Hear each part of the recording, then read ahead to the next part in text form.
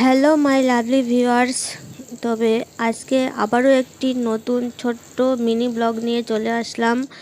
তো আজকে হচ্ছে প্রচণ্ড গরম। এই গরমে কি রান্না করব, আর সবার একই অবস্থা, কিছুই মাছ মাংস কিচ্ছু ভালো লাগছে না।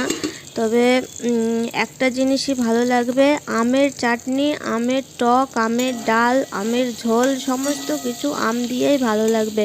তো সেই জন্যে আমিও আজকে বানিয়ে ফেললাম একটা আমের পাতলা করে ঝোল আর আমের ডাল, পুরোটাই আম দিয়ে হলো।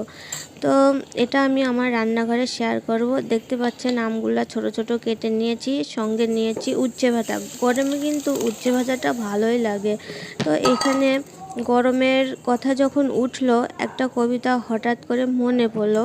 তো ফার্স্টেই ওটা দিয়ে বলবো, যেটা বলছি সেটা বলে নিই। তো একটা